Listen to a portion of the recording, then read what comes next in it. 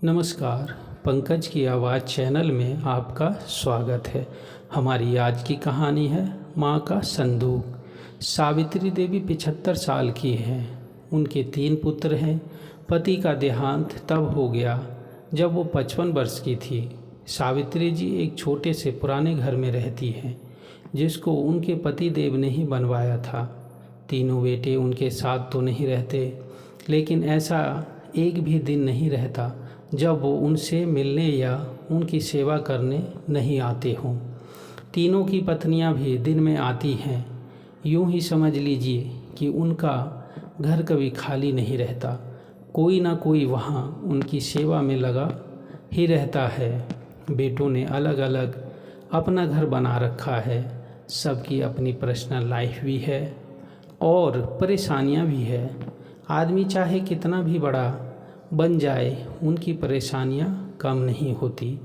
अमीर से अमीर इंसान को भी यह परेशानियां होती है कि वो अमीर कैसे बना रहे। तीनों बेटों ने कई बार जिद भी की माँ उनके साथ जाकर वहाँ रहे, लेकिन उन्होंने कहा कि वो यहीं रहेगी, उसी घर में। उन्हें और कहीं चैन नहीं आता है। आप ऐसा बिल्कुल मत सोचिए कि यह तीनों बेटे बड़े सुपुत्र हैं, इसलिए यह अपनी माँ की सेवा में लगे रहते हैं। तीनों बेटों को उनसे ज़्यादा प्यार या लगाव की असली वजह कुछ और है। वजह है उनकी माँ का एक बड़ा संदूक, एक बड़ा लकड़ी का संदूक जिस पर ताला लगा है। यह संदूक इनके जीवन में बहुत अहम भूमिका रखता है। इस संदूक के अंदर क्या है और कितना है, ना तो इन तीनों बेटों को पता है, ना ही इनकी पत्नियों को। बस जब से पिताजी गए हैं, माताजी को इस संदूक की रक्षा करते देखा है, इसलिए इन सभी ने अपने अपने अनुमान लगा रखा है। ना ही अनुमान, बल्कि इन्होंने तो एक आस लगा रखी है कि इस संदूक के खुलते ही यह क्या क्या करने वाले हैं।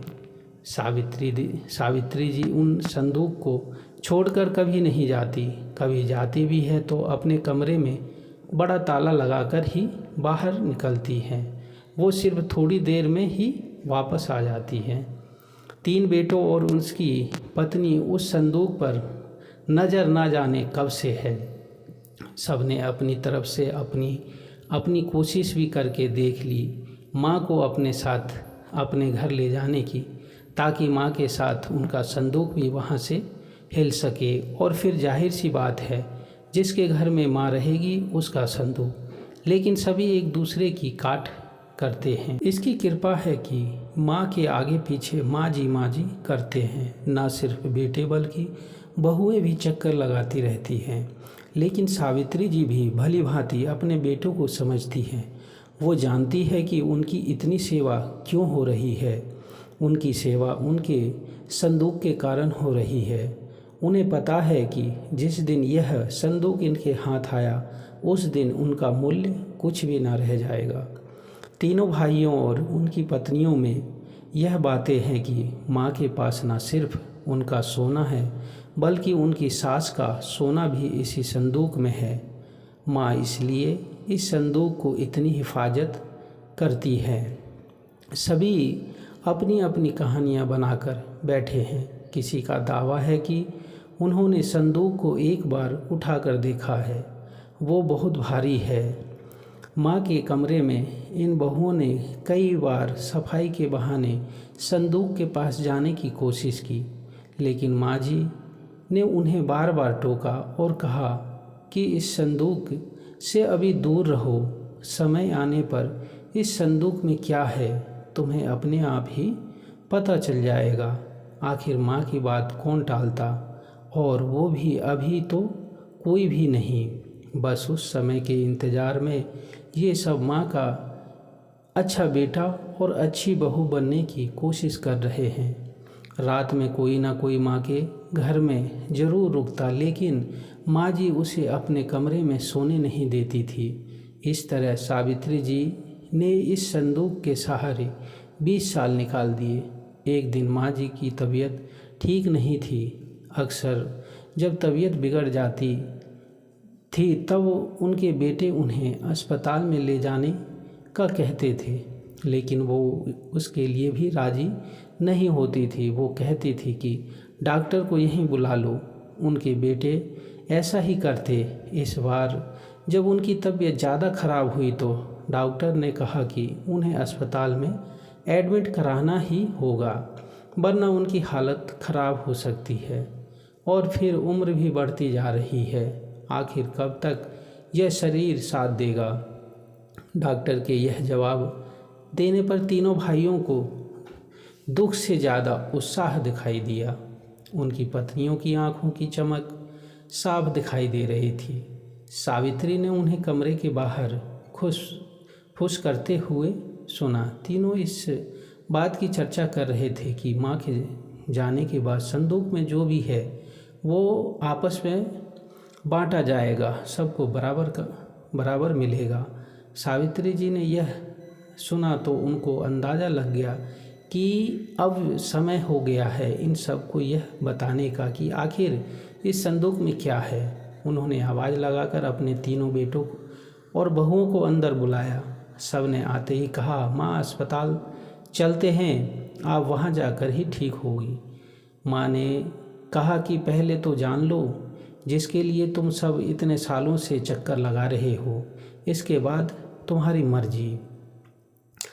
इस संदूक में तुम तीनों के लिए मेरे पास कुछ है जो मैं तुम्हें आज देना चाहती हूँ। माँ ने अपने तकिया के नीचे से एक चाबी निकाली और धीरे से खड़ी होकर संदूक को खोलने के लिए नीचे झुकी। वहाँ खड़े सभी बेटे और बहुओं की धड़कन तेज थी। आज उनके बरसों का इंतज़ार ख़त्म हो रहा था। माँ ने संदूक खोला। संदूक में 3 अलग अलग कपड़ों में लपटे कुछ रखा हुआ था। सबकी आंखें बड़ी आश्चर्य के साथ उस संदूक की ओर ही थी। माँ ने कपड़े में लपेटा हुआ सामान आकर उठाने को कहा।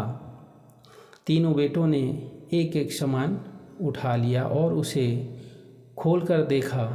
कपड़ा खुलते ही कमरे में मौजूद हर एक इंसान का मुंह फटा का फटा रह गया।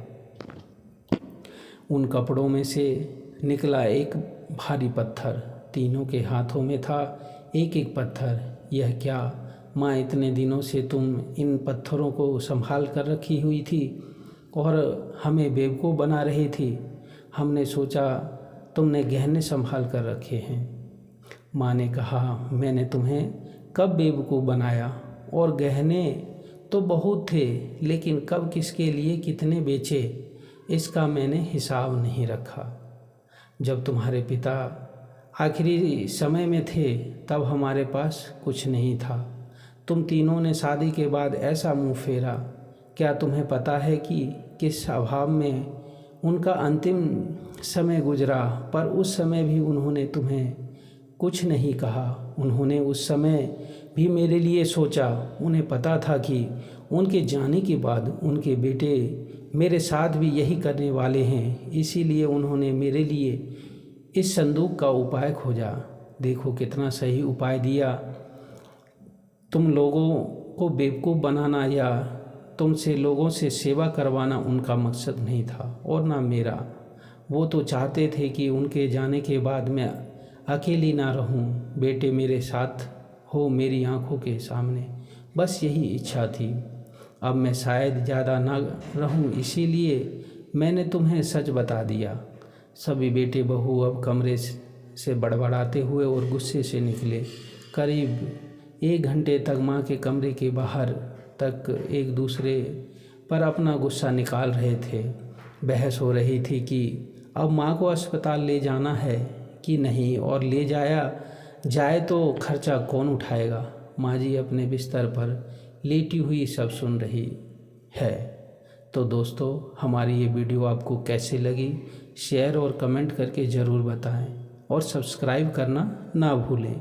तो मिलते हैं नई वीडियो के साथ। धन्यवाद।